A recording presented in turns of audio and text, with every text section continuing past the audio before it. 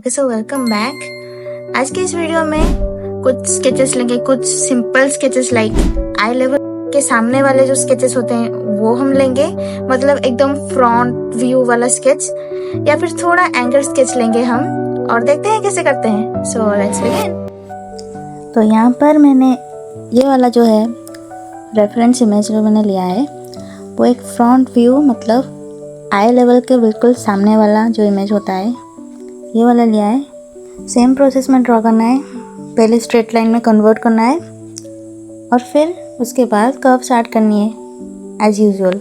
ये कभी मत भूलना कि ये हम अभी स्केचिंग कर रहे हैं, फाइनल ड्राइंग नहीं कर रहे हैं, एकदम फिनिश्ड आर्ट वर्क नहीं बना रहे हैं। हमें एक एक डिटेल्स नहीं देखनी है, जैसे कि यहाँ पर पानी का कौन सा कलर है उसको पेंसिल से शेड करना है, या फिर बैकग्राउंड में क्या चीज़ है उसको ड्रॉ करना है, ऐसा कुछ भी नहीं करना है। यहाँ पर बोतल पर लाइट गिर रही है, इसीलिए रिफ्लेक्शन की वजह से हाइलाइट्स दिख रहे हैं, ये सब को भी ड्रॉ नहीं करना है हमें। जस्ट डार्क एंड लाइट दो शेड्स में ड्रॉ करनी है।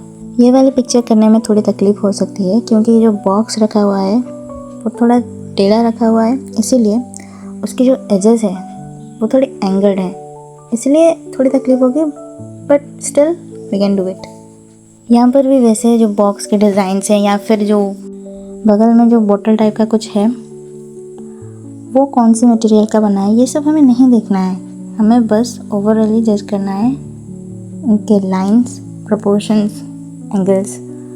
लाइक बॉक्स यहाँ पर कौन से एंगल में सिचुएटेड है, और प्रोपोर्शंस मतलब वो जो बोतल जैसी चीज़ के कंपैरिजन में वो बॉक्स कितना छोटा है या फिर कहाँ पर सिचुएटेड है, ये सब। और बैकग्राउंड में जो सब डिटेल्ड छोटी मोटी चीज़ें हैं उसको ड्रॉ नहीं करना है, हमें बस मेन सब्जेक्ट को ही ड्रॉ करना है या फिर स्केच करना है। और एक बात ध्यान में रखना कि जो मैंने कहा कि डार्क एंड लाइट इन दोनों वैल्यूज़ में हमको कवर करना है स्केच, इसका मतलब ये नहीं कि जहाँ पर ब्लैक है उसको बस हैचिंग करके ब्लैक कर देना है। जहाँ पर डार्क वैल्यूज़ हैं, डार्क मतलब शेडोज़ आ रहे हैं लाइट गिर के, उन सबको हमको हैचिंग करना है, और बाकी एरियाज जो लाइट गिर रही हैं उनको हैचिंग नहीं करना है। हैचिंग क्यों कर रहे हैं हम? क्योंकि हैचिंग करने से क्या होता है कि हम ब्यूटिफिकेशन, मतलब हमारा जो दिमाग होता है वो कोशिश करता है कि कैसे सुंदर बनाए। सुंदर बनाए मतलब पोस्ट करें, हमें पोस्ट नहीं करना है, हम इसको प्रैक्टिस के लिए कर रहे हैं ताकि हमारा हैंड फ्लो जो हो वो फ्रीली मूव कर सके और फ्रीली फ्लो हो सके, इसलिए हम स्केचिंग प्रैक्टिस कर रहे हैं।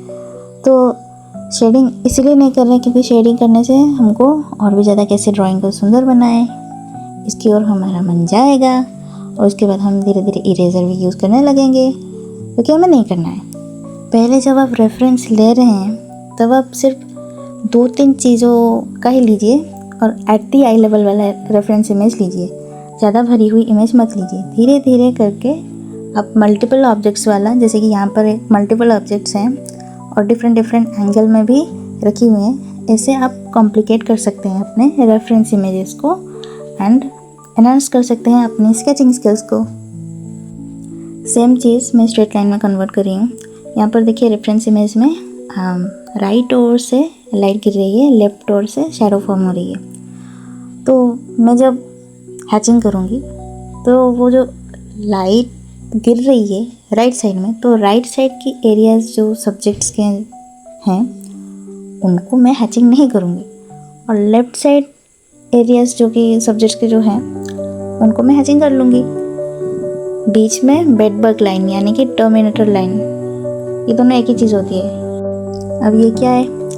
टर्मिनेटर लाइन उसको कहते हैं जो कि एक ऑब्जेक्ट या फिर सब्जेक्ट जो भी कह सकते हैं, उसको जब लाइट गिर रही है उसके ऊपर तो जो शैडो फॉर्म होता है एंड जो लाइट एरिया होता है, इन दोनों को डिफ्रेंशिएट करता है वो लाइन, एक लाइट एरिया एक डार्क एरिया, तो उसको टर्मिनेटर लाइन कहते हैं। तो इसी की मदद से हम हैचिंग करके डार्क एंड लाइट को डिफ्रेंशिएट कर रहे हैं। और एक चीज़ यहाँ पर कंफ्यूजन क्रिएट कर सकती है, जो फ्लावर वेसल जो है उसके ऊपर जो फ्लावर्स एंड लीव्स जो हैं वो कन्फ्यूज़न क्रिएट कर सकते हैं। कैसे आप सोच रहे होंगे कि ये फ्लावर्स जो हैं इनको अब कैसे ड्रॉ करूँ, इनको कैसे अब मतलब स्ट्रेट लाइन में कन्वर्ट कर सकते हैं। एट फर्स्ट मैं बस ऐसे रफली ड्रॉ कर रही हूँ ताकि देख लूँ कि हाँ इधर फ्लावर्स हैं। मुझे डिटेल्ड वे में एक एक पेटल्स को ड्रॉ नहीं करना है, एक एक पत्ती को वो जैसे भी हैं एक्यूरेटली ड्रॉ नहीं करनी है।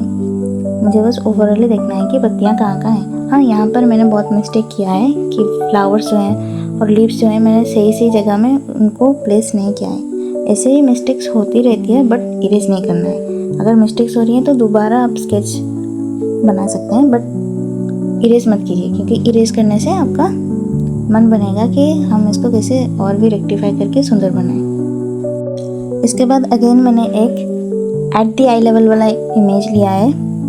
मल्टीपल ऑब्जेक्ट्स हैं, तो यहाँ पर डाउट आ रहा होगा कि जो क्लॉक में है, क्लॉक के अंदर जो नंबर्स लिखे हुए हैं रोमन नंबर में, उसको ड्रॉ करना है कि नहीं। तो उसको मैंने ड्रॉ नहीं किया है, उसको बस ऐसे ही मार्क कर दिया है कि कहाँ कहाँ नंबर आ रहे हैं। डिटेल्ड वे में मुझे एक एक नंबर्स को ड्रॉ नहीं करनी है। और एक सवाल, मैंने क्लॉक और ये जो अंडे हैं उनको मैंने स्ट्रेट लाइन में कन्वर्ट पहले क्यों नहीं किया।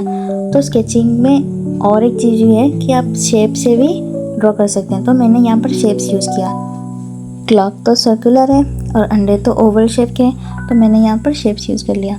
आप शेप्स भी यूज़ करके कर सकते हैं, लेकिन शेप्स यूज़ करके स्केच करने से एट फर्स्ट आपको तकलीफ हो सकती है। तो इसीलिए मैंने पहले आपको स्ट्रेट लाइन के बारे में बताया था कि स्ट्रेट लाइन में कन्वर्ट करने से आपको आसानी होगी ड्रॉ करने में। आगे के वीडियोज़ में बताऊँ कि एनिमल्स या फिर बर्ड्स को ड्रॉ करते वक्त कैसे शेप्स यूज़ करते हैं। उस वक्त हम अच्छे से जानेंगे कि शेप्स को यूज़ करके कैसे स्केच करते हैं। यहाँ पर क्लॉक का बॉर्डर ब्लैक है, इसका मतलब ये नहीं कि आप हैचिंग कर दो ब्लैक। यहाँ पर वैल्यूज़ जो है उसका वो डार्क नहीं है, उसका कलर ब्लैक है, उसका वैल्यू ब्लैक नहीं है या फिर डार्क नहीं है। आगे के शॉर्ट्स में आपको मैं बताऊंगी कि टर्मिनेटर लाइन कैसे डिफाइन करते हैं ताकि आपको आसानी होगी उसको यूज़ करने में।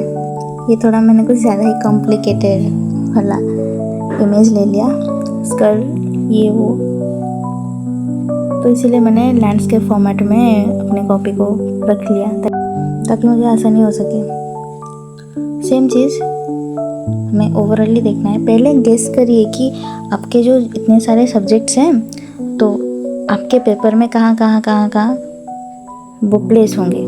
उसके बाद इसी गेस के साथ आपको स्ट्रेट लाइन में कन्वर्ट करनी है, वरना आप करते जाएंगे मतलब अगर आप ठीक से मेज़र नहीं करेंगे तो ये भी हो सकता है कि यहाँ पर मैंने पहले वो फ्लावर वेसल बना लिया, अगर मैं स्कल थोड़ा बड़ा बना देती या फिर और कुछ कर देती, अगर पेपर में जगह नहीं बचती तो हम ओवरऑली सब सब्जेक्ट को पेपर में प्लेस नहीं कर पाते।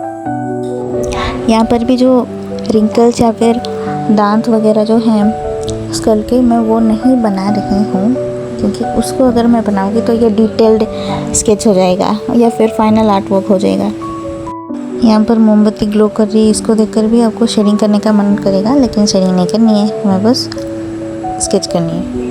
पहले आपको स्लोली स्केच करनी है, क्योंकि एट द बिगिनिंग आपको प्रॉब्लम होगी, लेकिन बाद में आपको स्पीड डेफिनेटली इंक्रीज़ करनी है। जैसे कि एक स्केच बना लिया, सपोज़ आपको आधा घंटा लगा, तो ट्राई करना कि नेक्स्ट स्केच में आपको 25 मिनट लगे। टाइमर मत लगाना, क्योंकि टाइमर लगाने से आपका मन बस टाइम देखने में चला जाएगा, स्केचिंग में आप फोकस नहीं कर पाएंगे। इससे बेहतर कि आप खुद ही कॉन्शियस हो जाइए। अपने हैंड मूवमेंट में, हैंड फ्लो में जो फ्रीनेस है उसको लाइए। We will meet in our next video on more interesting topics on sketching.